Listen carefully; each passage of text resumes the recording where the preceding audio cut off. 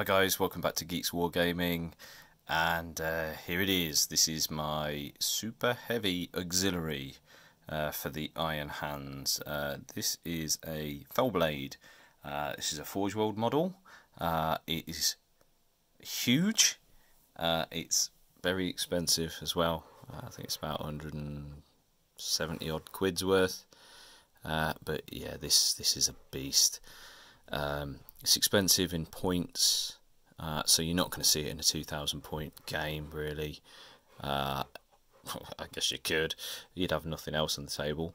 But yeah, it's just got so many guns. It's got 8 las cannons. This is a demolisher siege cannon. It's got heavy bolters on it. These are like uber battle cannons. I think they're like strength 9. D6 shots piece, I think I haven't used this in forever, but yeah, I actually bought this not long after getting back into 40k, because when I've been playing 40k since I was like 11 years old. I'm nearly 40 now. Yes, I am that damn old.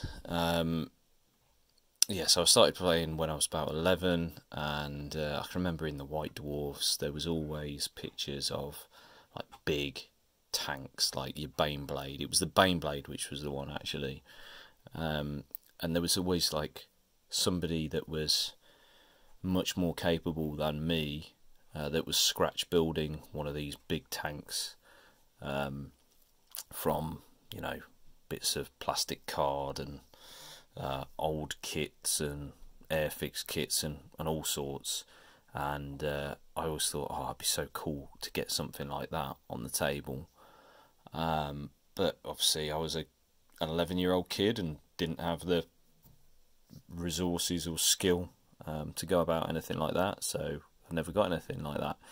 But then when I got back into the hobby,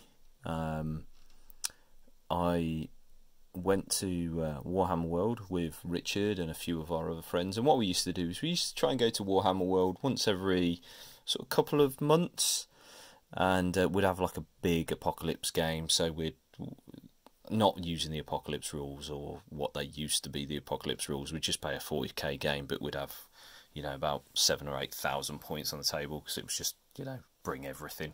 So, you know, we used to hire out some of the feature tables, some of the longer ones, the bigger ones, and yes, throw all of our models down, and it was great fun. It was generally because me and one of our other friends, Pete, we hadn't, you know, we'd taken a break from the hobby, so we hadn't got lots and lots of models, but Richard had sort of continued doing the hobby. Or got back into the hobby a few years before we did, so he'd built up a massive orc army. He'd got like a couple of stompers and stuff like that. He'd got his chaos, so we used to just throw all of his orcs and his chaos on the table, and then me and a few others like Pete and some other people would sort of chuck all our space marines down and face him, but we never had anything big. So after, I think, probably the second or third time of getting slapped about by stompers and things like that, I thought, no, I'm not having this anymore. So I got myself one of these, and I didn't tell Richard that I'd bought one of these, and I secretly painted it up. And the next time that we went to Warhammer World, we put everything on the table, and then did the old joke of, ooh, my army looks a bit light. Is there something I forgot? Oh yeah, here it is, and boshed that on the table just to see Richard's face. And yeah, it basically blew up the stompers quite easily, and yeah, it was a good day to be a space marine.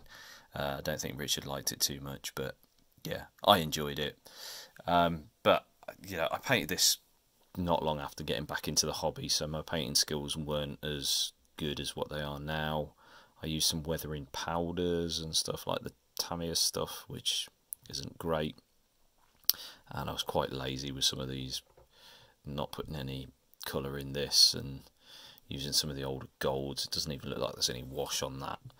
So yeah, not 100% happy with it. It's okay, it's tabletop, it looks alright. I've used some of the Forge World doors on it and stuff like that, but yeah, it's not my best work, but it is passable, and it was worth it just for blowing up Richard on that day. I might revisit this and repaint it. I'm not sure I like this white round here. I might just change that to black. Yeah, but just maybe just a bit of a makeover might work. Just give it a bit of a touch up here and there. Add some extra details in, some extra decals and stuff, because there's no decals on this. Just noticed absolutely no decals on it. And if you look at any of my more recent models, I put decals all over them and weather it and chip them and stuff like that. Put some rust effect on, and it just makes the model pop a bit more, I think. So I might have to do that with this one. But that's it. It's the only super heavy I've got that I can actually use in my iron hands. But it's a cool one, isn't it? Yeah, he's cool.